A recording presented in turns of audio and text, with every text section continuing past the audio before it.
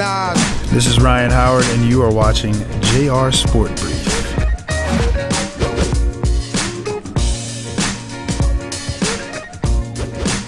Hey, what's going on, everybody? This is JR from JR Sport Brief. We have a very special guest in the house as we prepare for the Super Bowl. We are on the road to MetLife Stadium. It's my main man, Josh Brown, kicker for the New York Giants, and then also the Seahawks. How you doing? I'm doing great, man. Thank you for having me today. Awesome. Pleasure. First, you're a singer now? I saw you singing the national anthem in that MetLife commercial. What's that about? I got the opportunity to sing with supporting cast, those guys. I didn't know who I was going to get to sing with, but those guys are incredible. I mean, we got Hall of Famers. Emmitt Smith is letting his pipes blow, and Justin Tuck holding it down for the Giants, doing a great job. And so I was able to work with the MetLife people here who are doing a great job hosting the Super Bowl, and get to sing with Schroeder behind on the Ivory Keys, so that was nice. I saw that. Everybody was there. I mean, Pigpen needs to come out and help.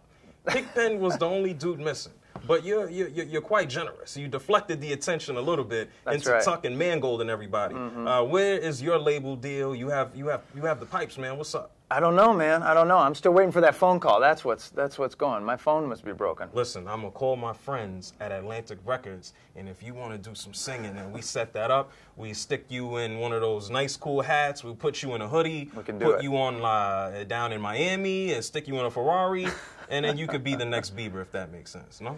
I look good in a pair of tennis shoes and some nice jeans, whatever that kid's wearing. I don't know. My son is 15, and I don't think any of them know how to dress. We can go in his son's closet, next teen pop star, right here, my main man, Josh Brown. But in all seriousness, we got a game coming up. Yeah. The Super Bowl XLVIII is getting ready to happen at MetLife Stadium. Simple question. You kicked for the Seahawks. You started your career out there. Can you just talk to us a little bit about the 12th man that everybody yells about? It is a living organism. I mean, it's literally a phenomenon. It's like the guy from Spider-Man, that black guy. Is that? No. They just continue to evolve. They continue to constantly, and they're amazing. Those people are just absolutely some of the loudest, most craziest, ruckus, insane fans that there are, and they are a true element to the game, and they're a true advantage for the Seattle Seahawks when they're in Seattle. Do you think it's going to make that much of a difference not being at home? They've played well on the road, but the energy of MetLife is always buzzing. So it'll be different for them, I believe. And the cold weather and not having their fans as many, I think it will make a difference. Okay. Now you didn't just play for them. You participated in Super Bowl XLVIII. Yep. I think you scored a field goal in that first quarter. Yep. How does that feel? Is there any way that you can actually prepare for that? You have to feel it in your gut, in your chest before you play. No, and I absolutely agree. I think everybody's got the perspective that it's just another game. You wanna kind of see it that way and practice that way, but it's not. It's the last game of the year, and it's the reason you play the game. It's the Super Bowl. It's to win. And, I definitely felt those nerves and those jitters back in '05, going into that game in Detroit. And, talking to somebody earlier, just like kicking that 47-yard and then like feeling like I was going to black out and fall down. It was literally one of the most adrenaline-rushed moments of my life. Cool. Now, another probably adrenaline-filled moment in your life. A lot of people have a stigma about kickers. Oh, that guy's just a kicker. Yeah. You knocked the hell out of Devin Hester. What can you talk about that, and why do people think kickers can't knock somebody out? I don't know. I think a lot of guys have done a great job of trying to go against that stereotype. Pat McAfee this year absolutely leveled a couple of different guys. Obviously, then we had my man in Cincinnati get crushed. Oh yeah.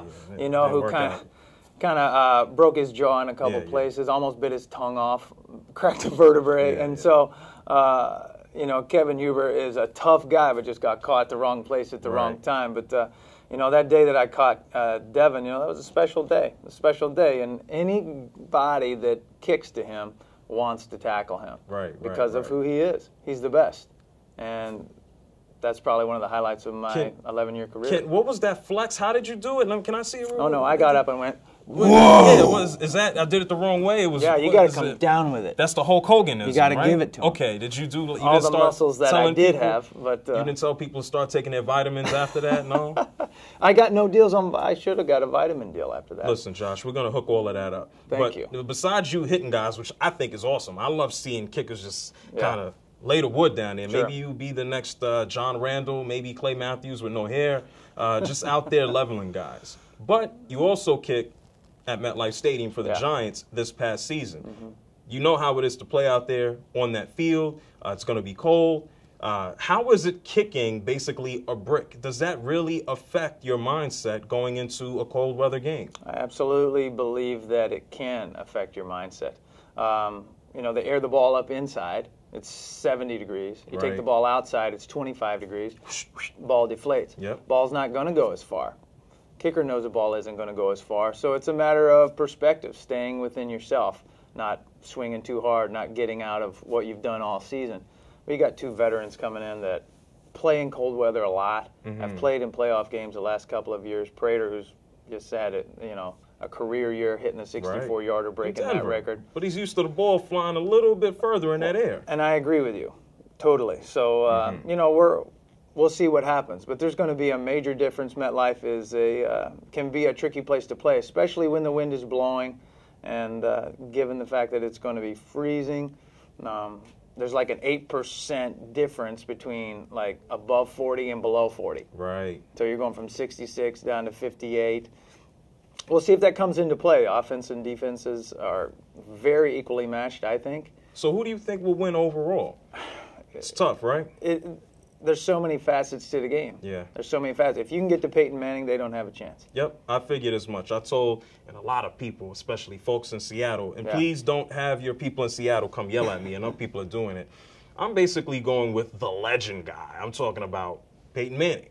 I think he has enough offensive weapons to get the job done. I think we'll see a game about the 20s. And, you know, I think he picks them apart unless turnovers play a key. And, you know, some guy named Richard Sherman snatching balls and interceptions out the air, you know, it's going to be tough. Well, I think if he throws the way that he threw against the Patriots, it will be tough, especially on Seattle's DBs. Even though they're good, questionably, probably the best defensive group in the league, especially in the secondary. But he threw so well last week. He wasn't spot passing. He was zipping it in there like he had some youth back in his arm. Right. And, you know, that kind of caught my attention. So I'm looking to see if he's going to throw that way. I'm looking to see if Golden Tate's going to be a major factor. But to me, he's a sleeper. Right. When Golden Tate is involved and playing well, Seattle wins. And Percy is back, too.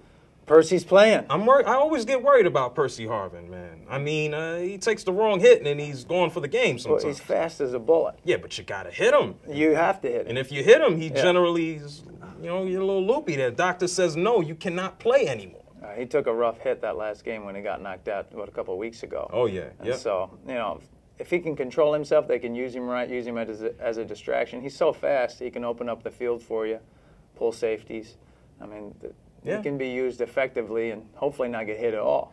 Right. Well, you know all about hitting guys. This is my main man, Josh Brown. We are on the road to MetLife Stadium. Record deal is on deck. Are you going to sing a few more tunes and ditties here? No? I don't know. We'll see. We'll see what's coming. But my agent's back there. Maybe we need to work something out. We're gonna work something out. Maybe you can have an all-exclusive deal with MetLife where you sing the national anthem at every game next season. I'm in. My man, Let's Josh. do that. Do me one last favor. For everyone out there watching JR Sport Brief, just say bye to the people. See you later. Thanks for tuning in. This is Josh.